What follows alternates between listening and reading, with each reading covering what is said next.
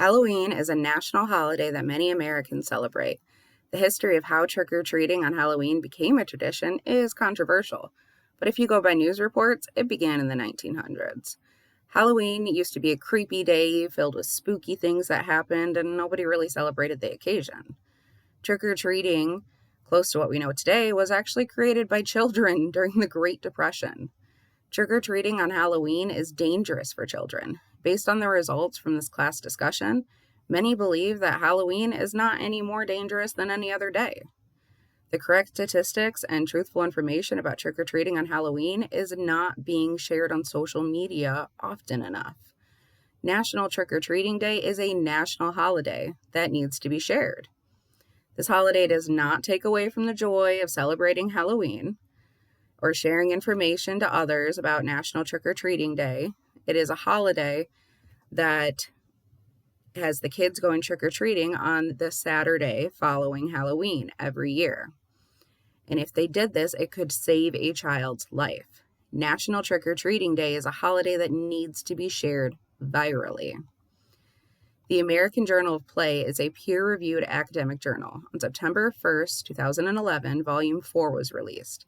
With that volume, on page 150, is Samara Karwash's heavily researched article, Gangsters, Pranksters, and the Invention of Trick-or-Treating from the 1930s to the 1960s.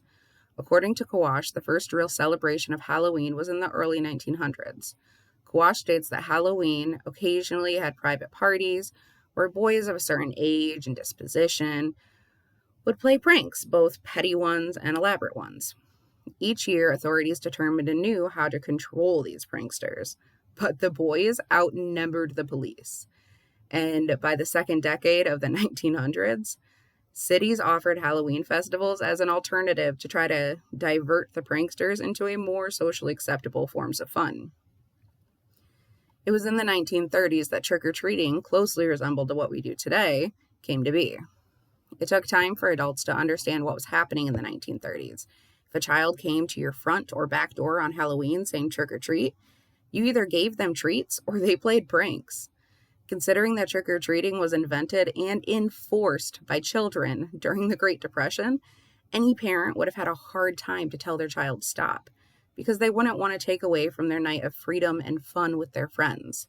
Kids created this event to take back control of their lives and have fun with their friends without spending any money.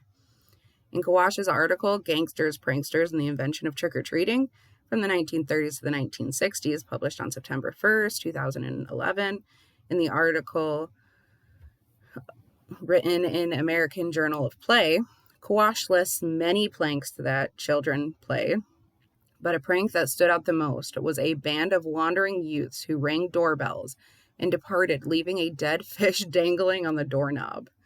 Pranks like these were harmless, but they served as a large annoyance to many adults. Parents started to escort their children later on to counteract the amount and the level of pranks being pulled by kids. Since the 1930s, a lot has changed, and many parents look forward to trick-or-treating with their kids. What most parents do not understand are the dangers of trick-or-treating on Halloween. In 2019, the National Library of Medicine posted an article by Kara Walker called Keep Children Safe on Halloween, stating a startling statistics that children are more than twice as likely to be hit by a car and killed on Halloween. This information shows that children are way more at risk on Halloween, and they need parental supervision.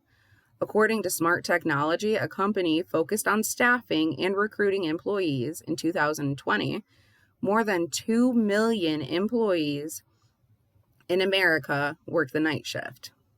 This represents about 3.2% of the U.S. workforce. When Halloween falls on a weekday, many parents are unable to supervise their kids for trick-or-treating because they have to work.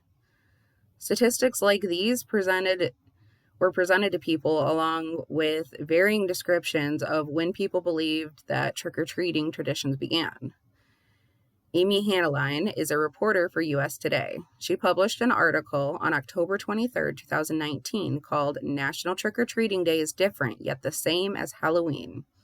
Here is what parents need to know.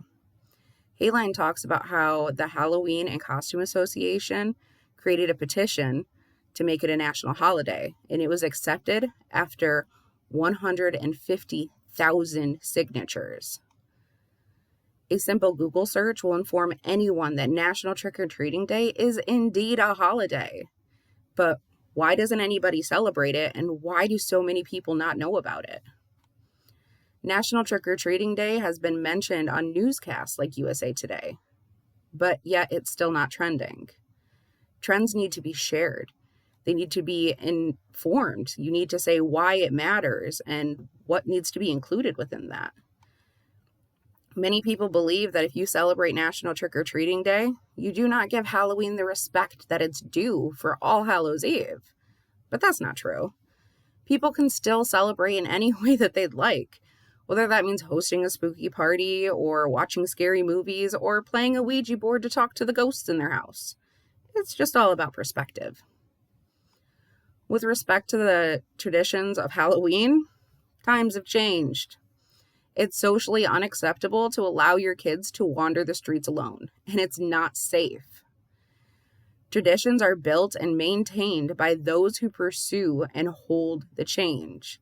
And that was proven when kids started the trick-or-treating games back in the 1930s. Children deserve this day of fun and freedom. But is the increased risk of even one child's life worth keeping it on the same day? No. Trick-or-treating is a tradition that no one is going to be losing. Changing the date is not going to ruin a child's holiday, but it could save a child's life. I ask you all to take a stand and inform others of this option. Post about National Trick-or-Treating Day on your social media.